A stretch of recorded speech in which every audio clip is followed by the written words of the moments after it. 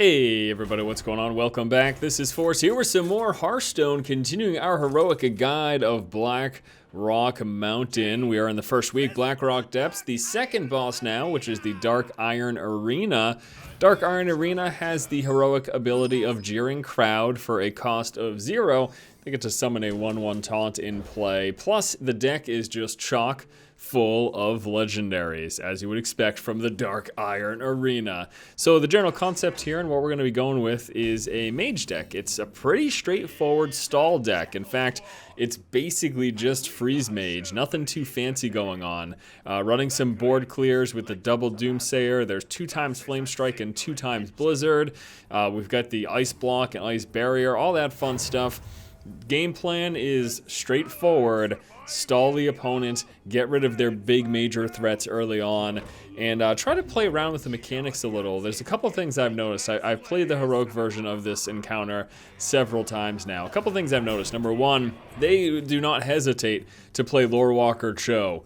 And that works very, very well in this matchup because you can throw things down like Mirror Image and just keep spamming them because the AI will keep replaying it. And what I ended up doing actually the first time that I beat him was I filled up his board basically with a ton of small stuff. I just made sure everything he was playing was like his hero power and small minions. And then I ended up milling him because he had Nat as well as Lorewalker Cho in play. So I'd fill his hand to 10 and then he'd keep burning cards and it worked out perfectly. But what we're going to see here in this particular matchup is a much more straightforward encounter in which I am just playing the stall game, the board clear game, mitigating the threats, mitigating the damage, and then eventually trying to win with my spells. I end up winning in a very hysterical way, and you'll see that coming up. So here we are.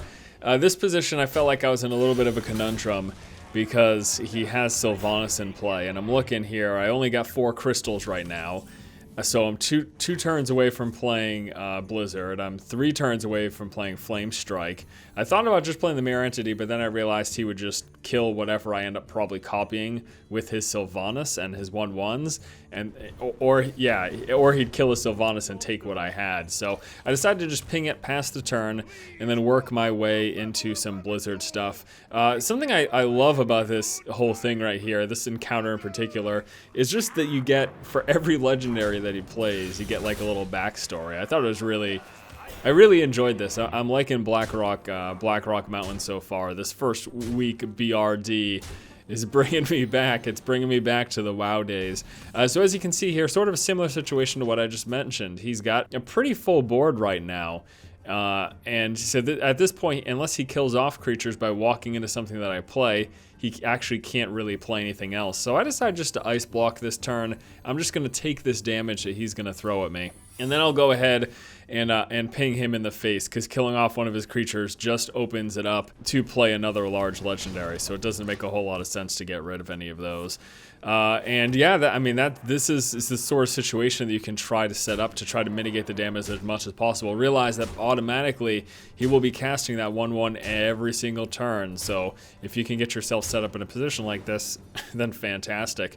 Now on the flip side though, I didn't want him to pop Ice Block next turn, and I do draw into a second Blizzard here, which is fantastic. So because I don't want him to pop Ice Block yet, we just go ahead and Blizzard. Now that opens up his board to play more legendaries, but look at our hand. We've got 2 Flame Strikes, we've got another Blizzard, we also have the Ice Lance. I mean, that's all right. That's not so bad if you ask me. And then Illidan Stormrage comes into play, which this is one of the better things he could have potentially played because it does have a lower health pool. And you know, that's sort of the thing with this matchup is you're going to deal with some RNG. You just have to realize that. You have to account for it. Not every game's going to go perfectly, but I've defeated this encounter on Heroic with this deck 3 times now, and every single time my win condition, what ends up happening, has been different. It's been a different set of circumstances that I end up coming across. But something that's funny though is that a lot of times he will play something that doesn't work too well for him.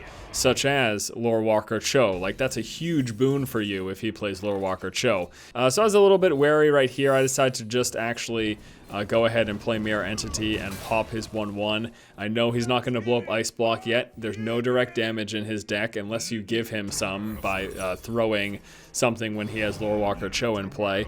And I end up getting this, and this was an interesting situation because once the turn is passed to me, I start wondering, you know, I could kill off my own and get the 11/11. Like, that's an option for me, especially now you see I just drew Frostbolt here. So walking into, say, his 5/7 and then killing my guy to get the 11/11. But I end up deciding to just go with Archmage here. So in this situation, we're going to play Archmage. We're going to get the Mirror Image. This is going to give us a Fireball. And then we can get rid of his 1/1. So again, he's got no direct damage. It's all just legendary creatures. That's what his deck is. So you don't have to worry about him picking anything off. And especially with these taunts, you can be good to go. And as I mentioned, he'll play legendaries that end up hurting him. That's one of them, the Millhouse Mana Storm. So he plays Millhouse, and at this point, I just win the game. I've got a single Fireball. Well, the biggest thing is obviously I've got Archmage in play. So this just gives me the opportunity for infinite Fireballs. And once again, you may look at this example game and say, Force, this is stupid. Why, like, this doesn't make any sense. This sort of weird situation has happened in all 3 of my victories. He's not always going to do what makes the most sense. He's going to play Lore Walker Cho. He's going to play Millhouse Mana Storm at some point in the game. And what I would advise you is if he plays Lore Walker Cho, let it stay in play. Don't try to kill it, because that is a fantastic way for you to win, being so spell heavy. You can just keep that in play either until he plays Millhouse or until you get your Archmage in play.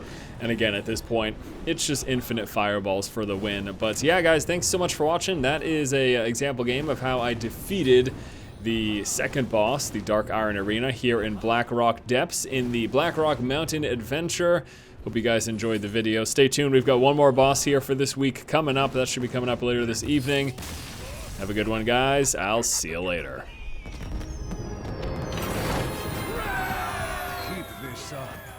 Ragnaros will soon be purged from this mountain. I'll purge you, you scaly whelp!